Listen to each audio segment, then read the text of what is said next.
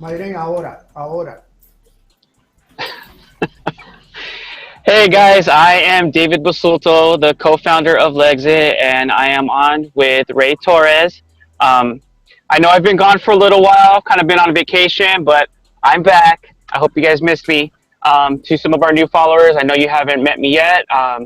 David Basuto. I co-founded Lexit. I also go by the Hispanic Conservative on Facebook, so please check out my page. Um, Today we wanted to talk about some things about Lexit. Basically what the movement is all about, because we haven't done that in a long time, and we have a lot of new followers. Um, the Lexit movement was started by three people. The reason why we started it is we wanted to help educate and show the conservative way to Latinos, to show them that and conservative. You may not have known it. A little brief history about me. I was a longtime Democrat. On my own, I started doing my own research and seeing the truth about the things that are different in the party, what the Democrats were doing, how I felt they were using Latino people just for votes, and I didn't like it. So I started doing my research, and eventually I became a conservative. And the reason we did this whole Lexit movement was to help our community. Now, granted, I know not everyone's going to want to switch sides or anything like that, and I know it's a hard thing to do, especially when you've been a Democrat or a little progressive for so many years. But we're going to try to show you the information to help open up your eyes so you can make your own educated decision and choice on what political party you'd like to follow. Obviously, we are big Trump supporters. One of our primary goals is going to be helping President Trump get reelected in 2020. Something about myself: I am a combat veteran. I did come up out of the hood in California. Wasn't always a good kid. Did a lot of stupid stuff. But for somebody like me to go from in a bad position, high school dropout, all that, to turning my life around, to next thing you know, I'm in the White House with President Trump. That's one thing that should show you that President Trump is open to giving people second chances and welcoming Latinos into the White House, embracing us with open arms. And as far as the left saying that he's racist, it's not true, guys. It is not true at all. Now, I wanted to bring in Ray Torres. Ray Torres, tell me a little bit about yourself. Hi, everyone at Lexit. This is Ray Torres. I am the Chief Administrative Director for the RNA Change, the Republican National Hispanic Assembly. And I've been working with David and the team probably about a month after the guys founded the movement. I am proud to be a hardcore Republican and conservative. Above all, I am a conservative. And just as the RNHA values say, it's God, family, and country in that very same order. I am proud to be working alongside with Lexit from the beginning. And as David said, we are more than just two faces here. We are a complete movement. And our main goal is just to reelect President Trump. And we're looking forward for 2020, where we are going to make a lot of places red. And of course, the Hispanic community is going to show front for the first time, showing how much we can do and how conservative we really are. So David, tell me something. Tell me a little bit about what's happening right now with the politics. I know that President Trump has a rally tonight, and there's a debate going on. Why don't you tell me a little bit about what Lexit is doing to reelect the president? Well, I mean, basically, we're trying to put all the information out there. We're trying to get through the fog of the fake news and bring all the accurate stories to you guys. We're also trying to highlight Trump's accomplishments. For example, like the USMCA, a lot of people just think it's it's something that's probably going to help rich people. But it's going to benefit American workers big time. Sorry, guys. We do, we are living at home and stuff like that. I'm actually in my truck, raised at home. We got pets. Fortunately, my dog doesn't jump on me when we do these live streams, but, we're regular people. We live regular lives and things like that happen. But back to to the things that President Trump does that's benefiting us. The USMCA was a big deal. A lot of people don't really talk about it. It's not really been highlighted in the news because it's a big win for the Trump administration. I'll give you an example as something that's going to benefit me. It's opening up freight that's going to be getting shipped from Canada to the United States to Canada, United States to Mexico, and back here. I take a lot of freight to the border to get sent over there to be processed in their factories, car parts, food, everything you can think of. It's going back and forth between, especially the border between the United States and Mexico.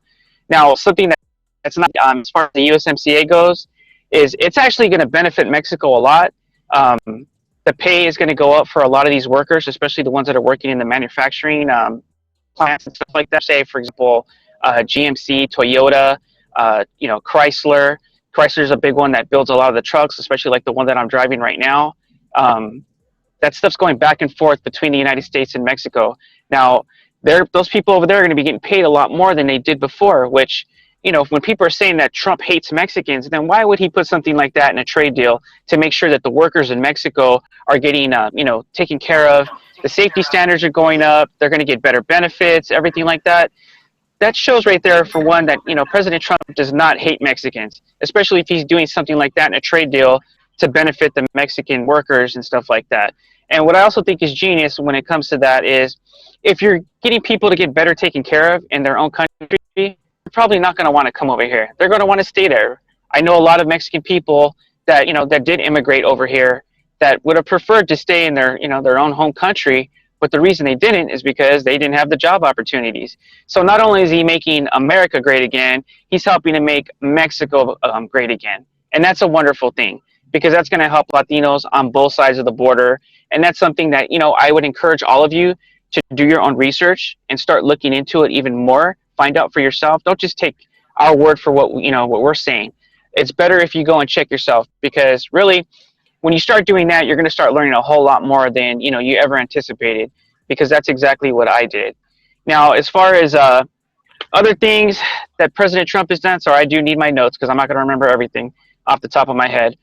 Now, so many people have been lifted out of poverty because of President Trump's policies. There's more job opportunities. We got the opportunity zones now, where it's going to make it where businesses are going to want to go and invest in communities that they probably never would have before. Now, as a truck driver, I go through the entire country, places that, most people probably wouldn't want to go to because they are bad neighborhoods.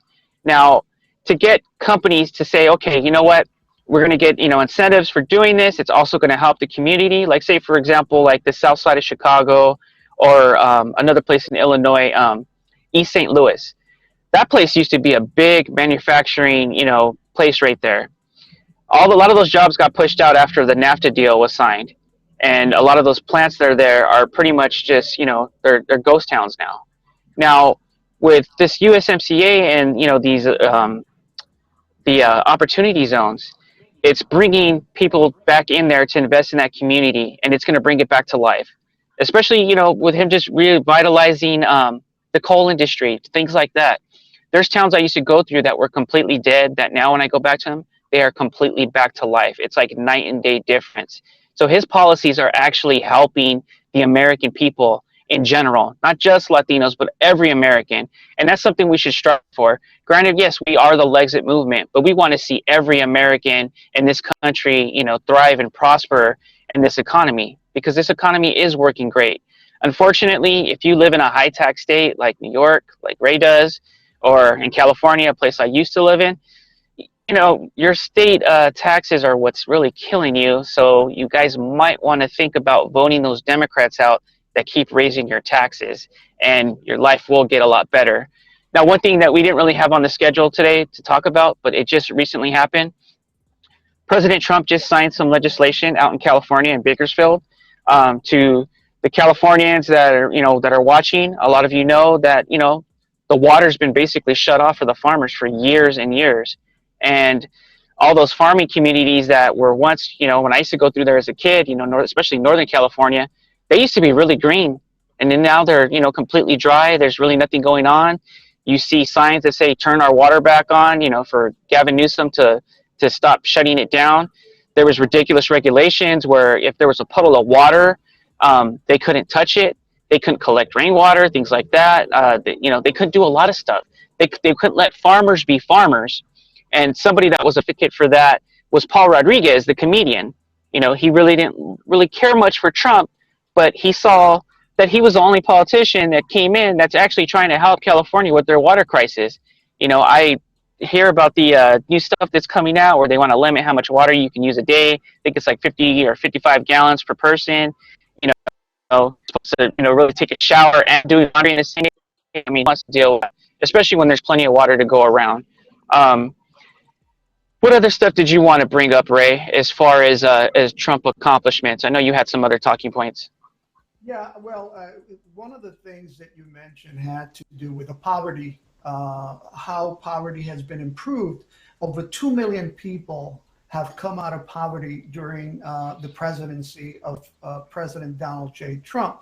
Now, it appears like it's just a political talking point, but this is facts. We're talking about real news that have value. Having 2 million people coming out of poverty, and by the way, you can fact check this. This is the first time that we have the lowest poverty for Hispanic and for Blacks in the history of the United States. This is significant. And when even though Lexit is a movement and we call ourselves, the Latinos exiting the Democrat Party, Lexit is about everybody. I guess my dogs again. Lexit is about everybody. It's about every American. And we care about every American. We don't play the identity politics that the Democrats have been playing with everybody, pandering, what we call Spanish pandering, spandering and doing all these things just to try to gain a vote. Lexit is about America. Lexit is about the people of America. It doesn't matter who you are. That's why we have people that have joined us from every single race, every single country. We have everybody joining us. But if you ask yourself, what is it in for me as a Hispanic? I can talk about the lowest unemployment for Hispanics. I can talk about the lowest unemployment for Black. I can talk about what this economy is doing for me. My 403B plan, and this is not exaggeration, has tripled in 3 years. For every year that this president has been in office, I've 3 times what I had when he came on board. This is amazing to me. It's my retirement plan. It's my future. It's what my wife and my family are looking forward to. What about, David, if I could ask you, what about what has he done for home ownership when it comes to Hispanics and Blacks and minorities? What has President Trump done? Well, I mean, home ownership has shot up big time. There are more Black and Hispanic homeowners now than there pretty much ever have been in the history of this country. So he's making it easier for them to buy homes, not just because he's helping with the banks and things like that, but everybody has a good job now. They can afford it. The optimism for the country and the economy is so high right now that people are making big purchases. If you notice, you're probably going to start seeing more big SUVs like we used to back in the day, which people stopped buying because the economy took a crap. But you're seeing people spend money again. They feel safe too. They feel like this economy is going to keep growing and getting better. There's going to be more opportunities. I mean, one great thing, when it comes to me for Black and Brown, there's more youth that's employed right now. I mean, I know when I was growing up and I was a teenager, it was a little tough to get a job for myself and stuff. I ended up getting into construction with my father, but now there's opportunities for the youth. So you know what? That's a great thing, because if the kids are off the streets and they're working a job, they're not going to be getting into trouble because they're going to be occupied doing something else. So that means less of them are going to be joining gangs. They're going to be more occupied making a future for themselves and doing something positive. But the fact that more Latinos and Blacks are buying homes, that's a great thing. We're going to end up buying brand new communities and stuff. There's going to be more building. There's going to be new houses going up. There's going to be a need for all the building materials for that. And granted, a lot of Latinos work in the construction field. You know, I know in my family, we had our own construction company for a long time. So, you know, that's also going to benefit, you know, the Latino community. And then, you know, one thing that Ray was talking about that I wanted to address, the Lexit movement. Yes, it is Latinos exiting the Democrat Party. And yes, we don't like to play identity politics. Now, I know the argument that comes from the left and even from some conservatives themselves is they say, okay, well, aren't you playing identity politics by calling it, you know, the Latino exit from the Democrat Party? Now, let me squash this once and for all. Okay, most of us were Democrats for a long time. Now, the left played identity politics with us for years to make us fear the, you know, white people wanted to get rid of us, that, you know, Republicans wanted to deport us because they think we're all illegal. They put all that stuff in our heads for a long time. They kept dividing us up in boxes, you know, whether we were Hispanic, we were Black, we were Asian, you know, whatever we were. They wanted to put us in a box and confine us in there and make us think that anybody outside of that box was out to get us. So, yes, we do have to use the identity of us to engage with our own people to make them feel comfortable, because realistically, I don't care what race you are. Most, you know, most people feel a little bit more comfortable hearing certain things from somebody that looks like them. Now, granted, we use that just to engage with them, to get them to, you know, to listen to us and feel comfortable. And then, you know, then of course we're going to, you know, want them to just really feel you're an American. You know, yes, I'm Mexican. I was born here in the United States. I was born on the, you know, July 4th. I served in the United States Army. I'm a proud American, but I'm also proud of my Hispanic culture, you know, being Mexican. And there's nothing wrong with that. But we're not going to use that to divide you. We're going to use it to empower you, because you should be proud to be American. You should be proud to be Hispanic. And no one should be using your ethnicity or your skin color to make you fear something or tell you you can't have any opportunities because, you know, you're Black, you're brown, you're this or that. Enough of that stuff. The way we look at things is you are more than capable to do whatever you want to do in this world. You live in the perfect country to do it. There's more opportunity in this country than there is anywhere on this planet, and you can do and be whatever you want to be. What did you want to bring up, Ray? Well, you know, when you're speaking about our background, I started to remember back in the days. I was born and raised in Puerto Rico, in the center of the island, in a town called Orocovis, for those Puerto Ricans that might know the island. And I grew up very, very, very poor. I'm telling you that I was probably one of the poorest persons in the neighborhood. And my mother was a single mother. She had a 9th grade of school. She had very little education, and she was trying to raise up 4 kids. And I come from the welfare system. But what mom did to us was that she raised us fearing God. She raised us with the conviction that we had to work hard to get what we want. And that's what America has offered us. And we're telling America that just because we're Hispanics, we don't have to be, according to the left, just follow them and follow their welfare systems or their social programs or their entitlement programs. I've worked hard. I worked very hard to be where I am today. And I am truly blessed today to say that I have a great job here in New York, that my family is doing well, and that this is an example of what America has offered us. But we need to, we want to let people know that just because you're Hispanic doesn't mean that you have to be a leftist, doesn't mean that you have to be a Democrat. I am proud to be conservative. I am proud to be an American, and I am proud to be a Republican who is going to vote for Donald Trump on 2020. You know, people say that just because I'm from Puerto Rico, that Donald Trump doesn't like Puerto Rico.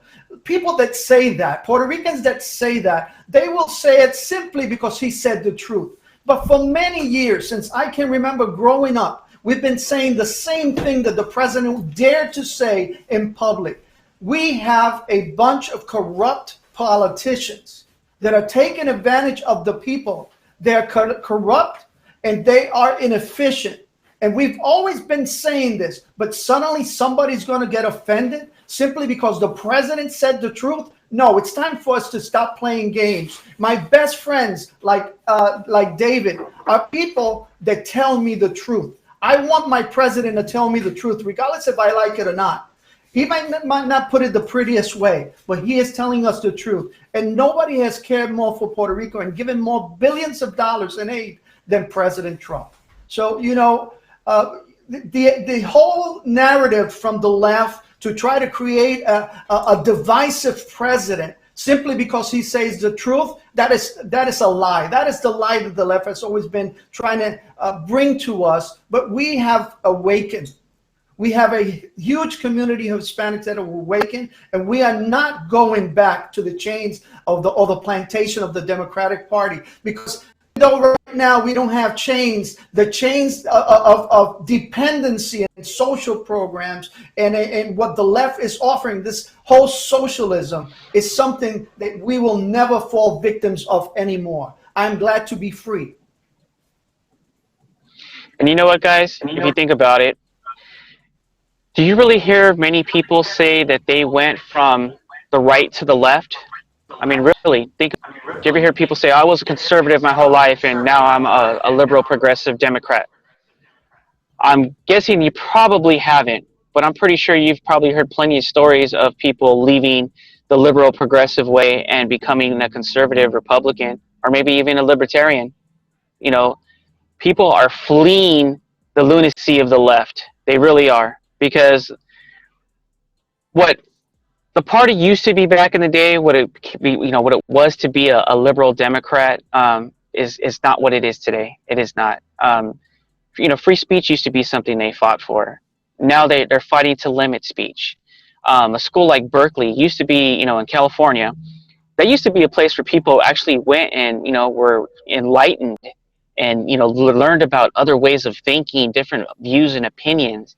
And now, if a conservative was to go there, or anyone that's not a liberal progressive person, they're going to be chastised. They're going to try to run them out of there. That's not what traditional liberal Democrats would be doing. They used to be on the right side of fighting for the things that now have become what the Republicans are really fighting for. I mean, they've always fought for freedom of speech and all this, but see, the difference here is, when you're a conservative, you're fighting for the rights of the individual, so you can do what you want to do on your own. You can think the way you want to think. If you want to be a plumber, you can be a plumber. No one's going to tell you can't do that. You can do whatever you want, and you have the tools in your hands to do it. Granted, when it comes to the liberal progressive side, they're all about what's good for the group. Now, what's good for the group might not necessarily be good for you. Some of the things that they're fighting for, they want safe spaces. They want to limit hate speech. Honestly, if you start limiting speech, where's it going to end? One day it's, hey, don't call somebody by what you would assume is their proper pronoun, to no, now you got to, ask them, well, I don't know what to call you, and next thing you know, you're stuck in a hard position because, they want to get mad over things like that. There's just so much ridiculousness that's coming out of that side of things they're getting mad over. I mean, especially, when it comes to pro-life or pro-choice. Hispanics are inherently pro-choice. I mean, not pro-choice, but pro-life. That's why most of us have such big families. We don't believe in abortion, but the left is over there saying that, you should be late-term abort a baby at any given time. That's not what we stand for. I mean, if you could tell, I have a cross right behind me. That's not what God taught us. And, I'm not one that's going to be preaching about Jesus and stuff like that, but I know that abortion is wrong. And those are things that we don't support. And why are we buying into the lies of the Democrat Party, where basically the only things that they're really telling us, especially when it comes to Hispanics, is we're going to give you open borders, so everybody, all your family can come from Mexico. Well, all of us are Mexican. Ray's not Mexican, he's Puerto Rican. He doesn't have to worry about immigration. Puerto Rico is a U.S. territory. He's American. But they assume we're all Mexican. They assume, we're all illegal, or they assume that we have a bunch of illegal family members. I personally, I don't. My family's been here for a few generations, and, we're all citizens. So when they try to throw the immigration stuff at me, it doesn't even make me flinch. Or they say that, President Trump's going to deport you. And I laugh at that because I have family that works for Department of Homeland Security and Customs and Border Patrol. And I mean, that's ridiculous. I know it's not going to happen.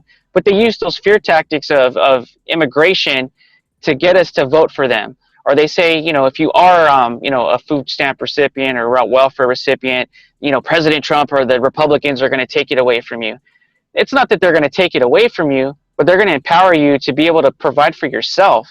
You know, I think we have what, 7 million people came off of food stamps. The left selling the narrative of, oh, President Trump just kicked them all off of it. No, he did not. That is completely false. And if you really dig deeper into a Democrat's talking point, they're not really going to know what to say and reply. Granted, there are people that did get kicked off of food stamps. You know, part of that is true. But they were people that were completely taking advantage of the system, you know, that were basically milking it, and, you know, when they were fully capable of working for themselves. Now, granted, the way I look at it, if somebody's getting food stamps and milking the system, that's money that's coming out of our pockets. Every single one of us that pays taxes, they're milking, basically, I mean, coming into our home and basically taking food directly out of our refrigerator, or taking money out of our wallets. That's not right. That's not fair. But as far as the other people go, President Trump helped lift them out of poverty. Now they have better jobs. They don't need that safety net anymore. But it's a good thing that it's there, because there are going to be people that need it. Because there was a time where I needed it. You know, I had gotten food stamps for about a month. I didn't like getting it because it did hurt my pride, because I was hoping I would never be in that situation.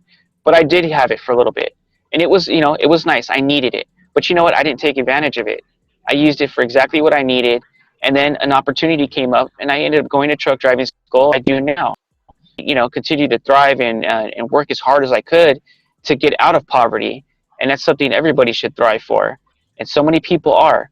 Right now is a great time to be alive, especially, you know, if you're a Hispanic, or, you know, you're Black, because there's so many opportunities that get thrown our way by the government and, you know, by President Trump, that a lot of people don't take advantage of, and we really should.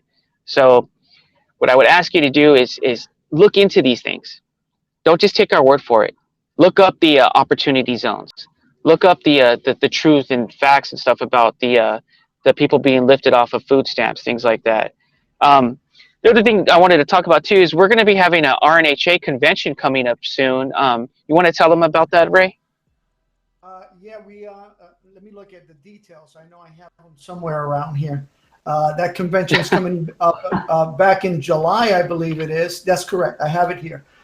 So the RNHA, we're going to have our annual convention, but we're going to have a RNHA convention, a Bienvenido luncheon, and we're going to have a major Lexit rally that same week. It's going to be July 9th to the 11th. It's going to be in the Dallas area. We are going to be coming up with more details soon so that you can be there with us. We want to invite you to come over. This is going to be a great time for all of us to get together so that people can understand how strong we are as an organization. We are not a one-man show. We are a large group of a movement that is transforming America. Listen, David, before we go, I wanted to talk to you about what the left is doing. Listen, what is the left really offering us? But, you know, as I hear you speak, they're going to extremes. They're going extremes with abortion. In other words, they're pro what they call choice. But that choice has a face. That choice is a child. And as you mentioned, as Christians, we grew up as Christians and conservative, protecting life and believing in life. And what they're offering us are extremes to everything. Now we have these candidates, these forerunners. They're socialists. We as Hispanics, in our countries, we come from socialism. We come from the oppression of socialism, and we understand what it's done to Cuba, what it's done to a rich country as it was in Venezuela. And now these people are going to come and, you know, they try to sugarcoat it by calling it democratic socialist. Hugo Chavez was a democratic socialist. There is no difference. There's no difference in socialism. It is what it is. And whether you like it or not, it's an extreme that we cannot, and nor we allow it to come into America. We as conservatives are going to fight against this. We as Hispanics are going to fight against this. And we oppose it at any way, any shape or form. We're going to oppose this socialism. So, you know, it's important for people that are listening to us to understand why is it important, why this election is important for us as Hispanics. We need to let people know that we are a strong forefront on conservative values. We are going to be the largest minority by this next election. Actually, our Hispanics are going to pretty much determine the future of our nation, believe it or not, because we are going to be coming out this time.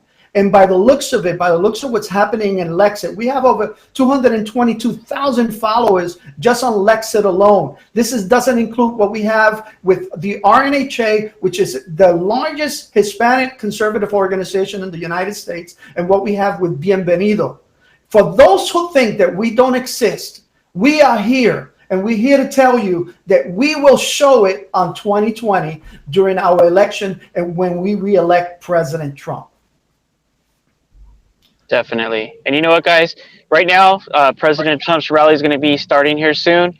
My mother's there right now, along with, with two of our representatives, Mario Martinez and Jacob Martinez, that are out there representing Lexit, representing for Latinos for Trump. We're everywhere. And if you were to look at the pictures, I'll be posting some here in a little bit of other Latinos that are there as well. There's a big showing of Black and Latinos that are at these Trump rallies. Before in 2016, you probably didn't see it so much, but now you see it now because people are waking up. People are searching out the information, finding out the truth about the Democrat Party, how they've used us, abused us, and continue to offer us the same crap that they've been offering us, well, shoot, my whole life, and I'm almost 40 now. Socialism is a big thing that the Democrats are pushing. If you guys were, especially you younger people, because I know they don't really cover this stuff in school like they used to when I was growing up or when Ray was growing up, look into the causes of and effects of socialism. The things that have happened in Cuba. One of the saddest things I ever had, somebody I thought was a very, very smart person, which they are, but they were just completely miseducated in college. She tried to defend Castro and says, he did a lot of great things for his country. He gave them health care, he gave them this, he gave them that. And I said, have you looked at any pictures recently of what Cuba looks like? It looks like it's still stuck in the 1950s. They're still driving the same cars that their grandparents drove because they don't have anything new there. Granted, what good is it that you have free health care or, or free some of these free social programs, free college, if you're living, in a time forgotten? Granted, it's 2020, and your city still look like 1950. It costs more, to buy toilet paper than anything you could really afford, so you don't use it at all. You're using a bucket because it costs too much to fix your plumbing. They're starving over there. It's horrible. Granted, the people are wonderful people, but they're struggling. They're hurting. Everything is too expensive. Look at Venezuela right now. If you look up some pictures, you can easily find them on social media, or you probably Google them if Google lets you see them. But the streets are littered with the money because it's not worth anything. I think it costs like a stack of money like this big just to buy one roll of toilet paper, and that's the effects of socialism. And you got people like Bernie Sanders that has never done anything to contribute to the benefit of this country. He's stuck in the past. He's in love with an ideology and a fantasy that's never going to come into fruition and actually be anything good. If socialism was so great, we'd probably still have, Nazi Germany on top of the world right now. If socialism was so great, we'd still, have, the USSR, the old Soviet Union. But everything crumbled. Everything sounds good on paper. It sounds really good.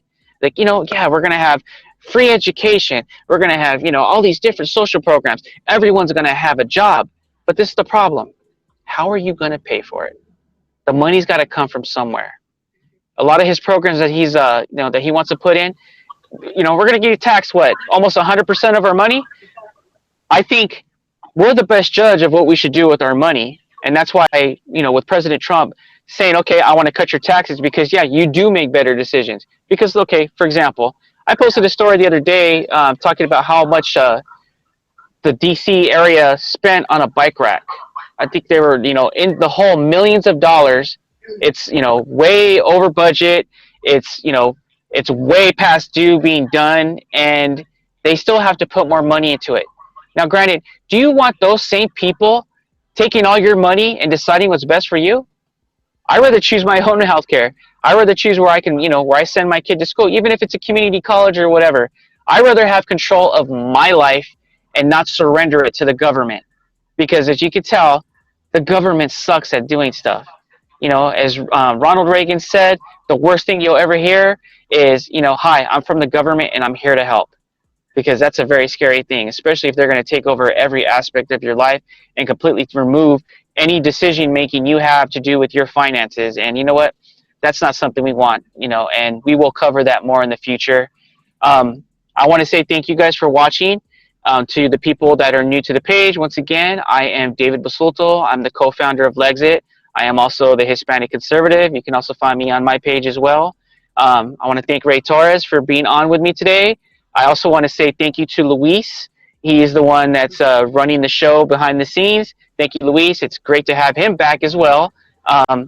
Anything else you wanted to say before we go, Ray? No, I just want to say to everyone who's listening to us to stay tuned. We're going to have a lot more shows coming on, and we're going to have a few more guests coming. Actually, Luis Rodriguez, who is behind the scenes, he is one